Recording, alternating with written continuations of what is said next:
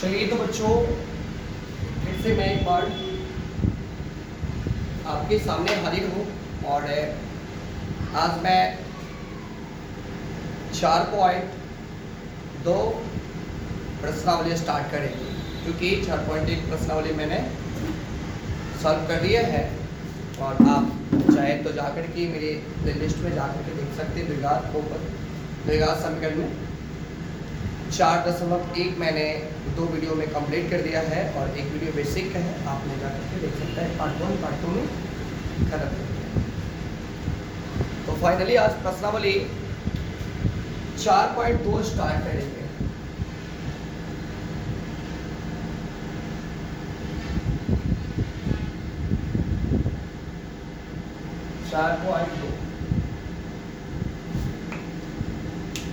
तो आइए थोड़ा सा देखते हैं 4.2 बनाने से पहले थोड़ा बहुत हम लोग इसका बेसिक देख लेते हैं, फिर स्टार्ट करेंगे।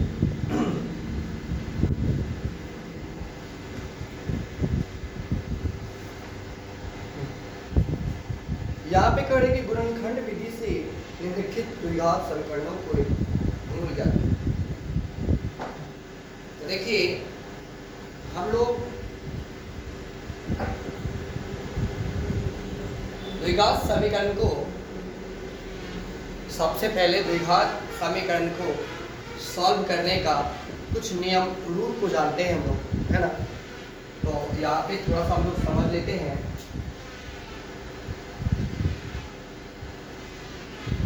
द्विघात समीकरण की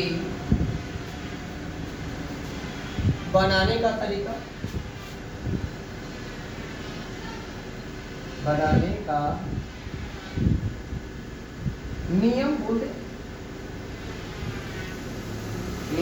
या तरीका बोले, है ना। तो सबसे पहले एक नियम को हम लोग क्या जानते हैं, गुणनखंड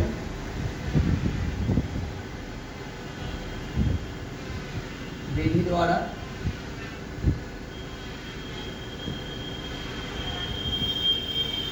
एक नियम तो है, गुणनखंड विधि द्वारा इसको सॉल्व किया जा सकता है।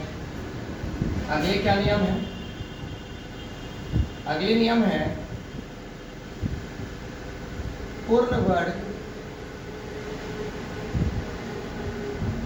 विधि द्वारा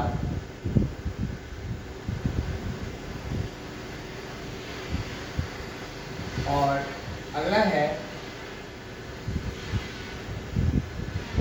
द्विघात सूत्र द्वारा। हमने ये 3 रूल जाना द्विघात समीकरण की बनाने का नियम। ये 3 रूल्स है, ये तीनों रूल्स को हम लोग फॉलो करके आसानी से द्विघात समीकरण को सॉल्व कर सकते हैं। इससे पहले मतलब कि जो हम लोग जो पढ़े थे, तो इसमें से आज हमें ये गुणनखंड विधि द्वारा कैसे क्वेश्चन को सॉल्व किया जाता है, इसके बारे में हम लोग जानेंगे। इससे पहले हम लोग पढ़ते थे क्वेश्चन 4.1 में जो हम लोग बनाए हैं क्वेश्चन, वो जो है कुछ मतलब कि क्वेश्चन को सॉल्व करते थे और सॉल्व करने के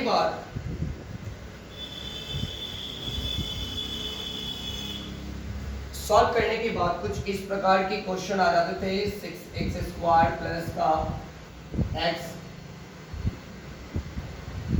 माइनस का x प्लस का 3 बराबर 0। कुछ इस प्रकार का मतलब कि इक्वेशन आ जाते थे, है ना।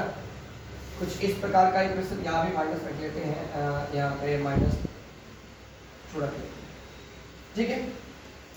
तो जब आप लोग मतलब कि कोई समीकरण को हम लोग सॉल्व करते थे, किसी क्वेश्चन को जब हम लोग सॉल्व करते थे, तो इस प्रकार से ही 4.1 वाला में आपने देखा होगा किस प्रकार से कुछ क्वेश्चन आपको सामने दिखाई देने लगता होगा, है ना। और फिर मैं उसे क्वेश्चन को सॉल्व करता था फिर उतना ही पे छोड़ देते थे, आंसर मार देते थे। कुछ और भी क्वेश्चन आप लोग को देखा होगा, x² + 3x + 5 = 0। कुछ इस प्रकार से भी क्वेश्चन आपको देखने में आया होगा। सॉरी, यहाँ पे 5 और ये 6। कुछ इस प्रकार का भी क्वेश्चन आपको मतलब कि सॉल्व जब किए होंगे तो इस प्रकार के क्वेश्चन आ गया होगा, है ना। अब हमें इसमें से इस प्रकार का जो प्रश्न आकर के हम लोग छोड़ देते थे, बोलते थे कि द्विघात समीकरण आ गया, क्योंकि क्वेश्चन में देखा था कि निम्नलिखित को द्विघात बहुपद के रूप में व्यक्त कीजिए, है ना। तो हम लोग इतना पे लग करके और छोड़ देते थे। आज हमें इसको आगे भी सॉल्व करना है, इसको पूरा खंड करना है।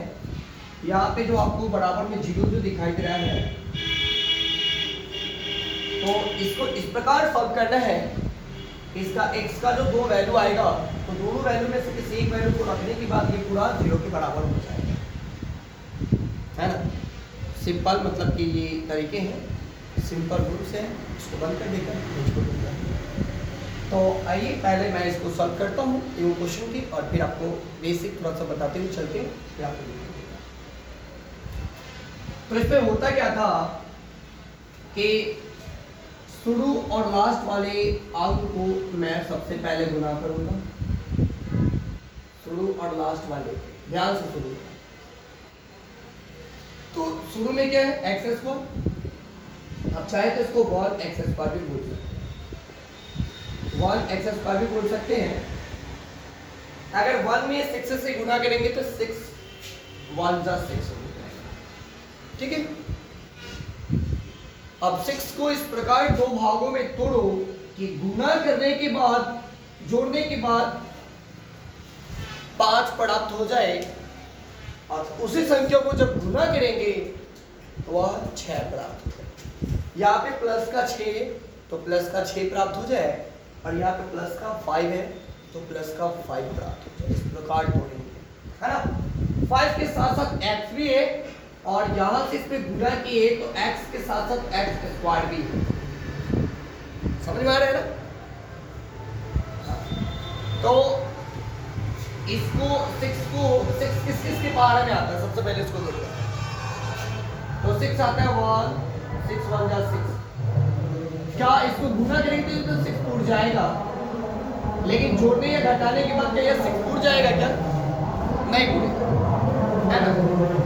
तो आगे देखते हैं, 2 × 3, हाँ 2 × 3 तो 6 टूट रहा है, और 3 × 2 5 हो, ये 3 × 2 तो जोड़ेंगे ये 5 भी होगा।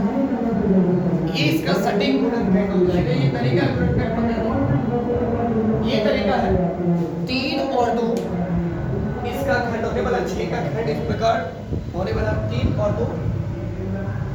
जब इसको खंड करेंगे तो ये 6 पूछ सकता है गुणा करने के बाद, और ये दोनों को जोड़ने के बाद 5 भी पूछ सकता है। तो इसका खंड जो आ जाएगा आपको, कौन कौन आ सकता है?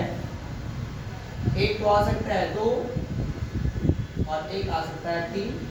आप इसको गुना करेंगे तो 6 के बराबर आ जाएगा, और 3 और 2 को जोड़ेंगे ये 5 के बराबर आप कर सकते हैं। देख लीजिए, है ना। तो आप यही दोनों को उठा करके यहाँ पे रखना है। तो पहले शुरू वाले और लास्ट वाले को एक साथ लिखना है, बराबर में 0 थे 0 दे दो, और इसको उठा करके यहाँ पे रखना है। तो प्लस का 2 और प्लस का 3, 5 के साथ x है तो x लगा दो, x ये दोनों को जोड़ेगा तब ना, 2x और 3x 5x, और 2x में 3x से गुना करेंगे, 2x में 3x से गुना करेंगे तो 3 गुना के 6 और 6। देखिए x और x में जब गुना करेंगे तो इसका पावर जुड़ता है x², यानी कि 6x² भी पूरा है, तो ये इसका खंड हो गया। अब यहाँ पे देखते हैं क्या कि 2 भागों में टूट गया, एक तो ये भाग है और एक ये भाग है ना। अभी दोनों भाग में देखेंगे कि कॉमन क्या हो रहा है। सबसे पहले इसमें देखेंगे कि कॉमन क्या हो रहा है। कॉमन जो दोनों में मिलता हो और जो सबसे छोटा हो उसको हम लोग कॉमन कर देते हैं। तो ये दोनों में कौन मिल रहा है बाबू, बताओ बताओ तो। x इसमें भी है और x इसमें भी है। इसमें छोटा x 1 है और इसमें बड़ा है x स्क्वायर 2 है। तो यहाँ से एक x बाहर निकालेंगे, यहाँ पे एक x बच जाएगा और यहाँ से एक x बाहर निकालिए तो बचा कितना 2। उसी प्रकार जो ये लिखा हुआ है इसके अंदर में लिख दो x प्लस का 2। अब देखिए x प्लस 2 कैसे आएगा ये, तो इसमें 3 से अगर भाग लगाएंगे तो x आ जाएगा और इसमें भी 3 से भाग लगाते 3 गुना 6 आ जाएगा, यानी कि 3 आ जाएगा इसका कॉमन। ठीक है, बराबर में 0 आ गया। ये दोनों में से 3 कॉमन आ जाएगा। 3 जो है 3 से अगर भाग लगाए इसमें तो ये आ जाएगा, 3 से भाग लगाते ये आ जाएगा। अब देखते हैं ये दोनों पार्ट में कौन सा कॉमन है। तो यहाँ पे एक ये और एक ये x प्लस 2 अंदर में ले लेंगे, दोनों में कॉमन आ रहा है और जो बाहर वाला उसको ऐसे जी। अब ये जो है इतना गुना इतना, ये दोनों 0 के बराबर है। तो एक बार क्या करते हैं x प्लस 2 को 0 के बराबर कर देते हैं, या x प्लस 3 को एक बार 0 के बराबर। अब यहाँ से x का वैल्यू फाइंड करते हैं, तो x बराबर -2 और x बराबर -3। बस यही रिजल्ट आपको प्राप्त करना। अभी जितने भी गुणनखंड का रूल्स पढ़ाएंगे हम तो यहाँ तक ये दोनों मतलब ये इस प्रकार से दोनों क्वेश्चन, ठीक है ना। तो उम्मीद है कि आप लोग को समझ में आ गया होगा। अब देखिए अब चाहे तो ये दोनों में से किसी भी मान को आप इस खंड में रखेंगे इसमें, तो ये 0 के बराबर हो जाएगा। चाहो तो मैं रख के देख लूं, इसको मिटा देते हैं और देखिए आपका जो मान आया है, एक बार मैं x बराबर -2 जो -2 को रख के यहाँ पे देखते हैं, तो -2 का स्क्वायर हो जाएगा प्लस का 5 इंटू माइनस का 2 और प्लस का 6 बराबर का 0। देखिएगा -2 का स्क्वायर 4 होता है और माइनस गुनी माइनस प्लस गुनी माइनस बराबर माइनस 5 गुनी के 10 होता है और प्लस का 6 से बराबर का 0। 6 और 4 10 माइनस का 10 बराबर का 0। 10 में से 10 गया तो 0 बराबर 0। क्या 0 के बराबर आ गया? तब ये मान इसका सही है।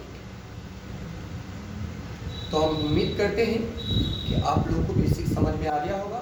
तो मैं अब एक्सरसाइज पे चलता हूँ 5.2 के एक्सरसाइज पे, और इसके हम गुणनखंड विधि द्वारा सॉल्व करेंगे। ठीक है ना बच्चों, तो आइए एक्सरसाइज को हल करते हैं।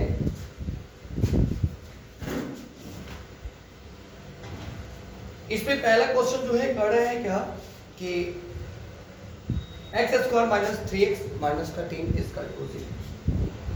क्वेश्चन है x square minus 3x minus का 3 इसका 0।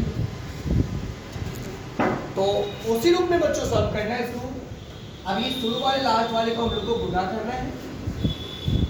तो यहाँ पे क्या है 1 है, तो अगर 1 में 10 से गुना करेंगे और यहाँ पे इसके आगे माइनस का चिन्ह लगा, ये भी ध्यान दीजिएगा। तो क्या हो जाएगा माइनस का 10 और माइनस के 10 को इस प्रकार दो भागों में तोड़ना है कि जोड़ने पर तो माइनस के 3 आ जाए और गुना करने पर माइनस का 10 आ जाए। तो ऐसा कौन सा संख्या हो सकता है सर? तो 10 किस किस के पारे में आते हैं? 10 1 10। क्या अगर गुना करेंगे तो लेकिन घटाएंगे तो माइनस के 3 तो नहीं सकता, इसका मतलब ये घट तो नहीं होने वाला है। 2 गुने 5 तो कर सकते हैं, गुना 10। क्या अब देखिए इसमें से ऐसा हो सकता है कि 5 में से अगर हम +2 को घटा ले तो माइनस का तो 3 बच जाएगा और प्लस गुने माइनस बराबर माइनस हो जाएगा। ठीक है, हो जाएगा ना। और 5 इसका मतलब लग रहा है कि ये खंड तो सटीक आ जाएगा इसका। तो इसको क्या करेंगे, इसको यहाँ पे बैठा लेते हैं कि यहाँ पे देखते हैं क्या शुरू वाले को तो ऐसे लिखते हैं और लास्ट वाले को, और फिर इसको यहाँ पे प्लस का 2 2x कर देते हैं और माइनस का 5x कर देते हैं, ठीक है ना। अब ये दो पार्ट में चला गया, इसमें से कॉमन क्या होने वाला है x, तो x प्लस का 2 और यहाँ पे क्या हो जाएगा x प्लस का 2 जब लिखेंगे तो -5 से जब भाग लगाएंगे तो यहाँ पे ये x बचेगा और -5 से भाग लगाएंगे तो ये प्लस का 2 हो जाएगा। बराबर में क्या है 0। अब ये दोनों ब्रैकेट के अंदर मिल रहा है तो एक पार्ट में लिख दो और ब्रैकेट के बाहर वाले को एक पार्ट में लिख दो बराबर का 0। तो x प्लस 2 बराबर 0 एक बार कर दो और x माइनस 5 बराबर 0 एक बार कर दो। तो ये हो जाएगा x बराबर माइनस का 2 और ये हो जाएगा x बराबर 5। आपका रिजल्ट 2,5। तो इस प्रकार पहला क्वेश्चन सॉल्व हो गया, ठीक है। अब आते हैं हम लोग दूसरे नंबर क्वेश्चन।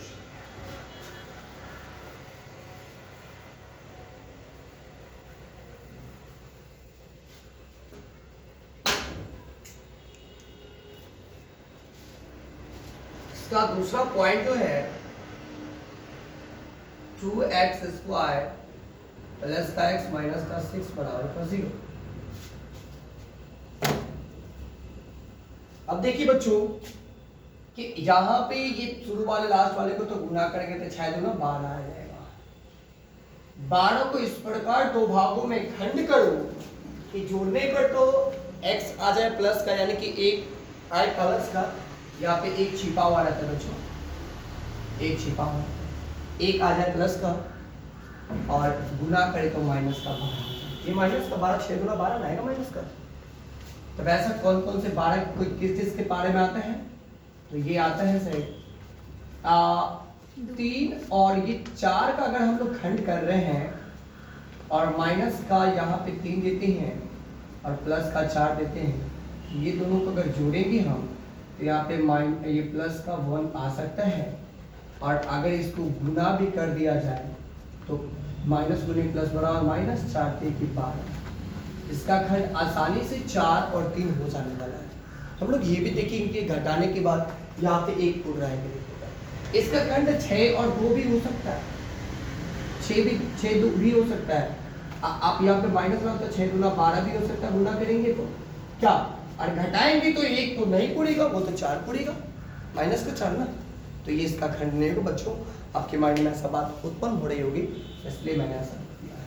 तो इसका खंड कौन कौन से होने वाले, माइनस का 3 और प्लस का 4, ठीक है। तो यहाँ पे 2x शुरू का और माइनस का 6 प्लस का और इसको उठा के माइनस का 2, सॉरी ये प्लस का पहले 4 प्लस का 4x और माइनस का 3x। ये दोनों में से 2 तो है दोनों में कॉमन और x भी है, तो यहाँ से x बाहर आ जाएगा और प्लस का 2, यहाँ से x प्लस का 2 करेंगे कॉमन बराबर में, तो यहाँ पे 3 आ जाएगा बाहर। क्यों, क्योंकि 3 से इसमें माइनस 3 से जब भाग लगाएंगे तो प्लस का 1 और माइनस 3 से भाग लगाएंगे तो x प्लस का 2 और हो जाएगा 2x माइनस का 3 बराबर का 0। x प्लस का 2 बराबर का 0 एकदम हो जाएगा, एक बार x माइनस का 2 x 2x माइनस 3 हो जाएगा। तो यहाँ से इसका रिजल्ट आने वाला है x बराबर 2 और ये आने वाला है 2x बराबर 3, सॉरी यहाँ पे माइनस का 2 हो जाएगा क्योंकि इधर प्लस में बराबर को ले जाएगा तो माइनस 3, तो यहाँ पे x बराबर 2 इसका फाइनल रिजल्ट -2 होगा 3/2 आ जाता है। ठीक है बच्चों, उम्मीद करते हैं कि समझ में आ रहा होगा आप सभी को। ठीक है, मैं इसको निकाल देता हूँ।